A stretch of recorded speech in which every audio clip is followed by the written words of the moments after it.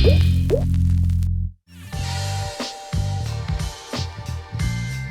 be able to build Anzac Station, it's been quite a complex process of staging the works. Anzac Station sits right in the middle of St Kilda Road, with the road, the pedestrians, the cyclists and the tram network moving right over the top of the future station.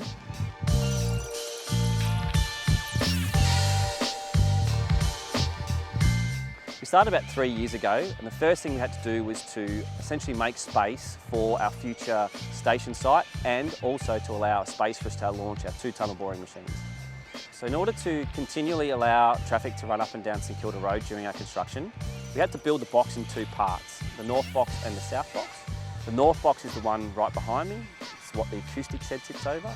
And inside the north box is where we've done all of our tunnelling operations, both out to South Yarra and also to the CBD. The northern part, we were able to get in early and excavate it all the way to the bottom. That allowed us to build the TBMs and launch them. They headed out to South Yarra. Once they finished those tunnel drives, we pulled them back through, we rebuilt them inside the shed behind me, and then we tunnelled off towards the city. The southern part of the station had to be left until after tunnelling was done, mainly due to the fact that the road and the tram network on top had to be continually operating right the way through the works. What this meant was that the 2 TBMs actually tunnelled all the way through the southern part of the station out towards South Yarra. This has created what we refer to here as the sacrificial tunnel. So it's called a sacrificial tunnel because we have to come back and remove it. We came in over the top of the 2 tunnels that we built previously. We dug down, we exposed the top of them, or we call it the crown. We then used some specific machinery with some very long arms and some hammering equipment on it. They broke through the top, opened up those 2 tunnels. Once we created that space for us to get in and start excavation, we then lowered some larger machinery down into the hole, and then from there, off they've gone down into the bottom of the station.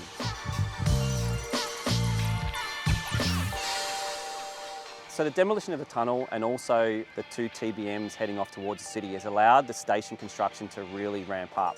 Overall, the whole entire station is about 300 metres long.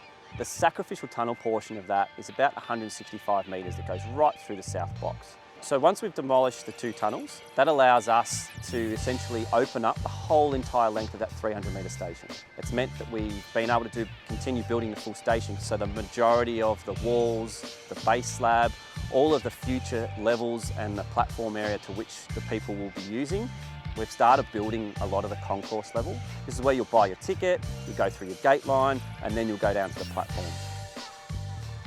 It might seem strange to build a tunnel and then demolish it. However, it's meant that we've been able to undertake our tunnelling works from one consolidated smaller footprint. We've been able to do predominantly all of our excavation and demolition below ground, which means that people haven't been able to see or hear or be exposed to it. So all in all, it's been a much more efficient methodology and much more beneficial for the surrounding community.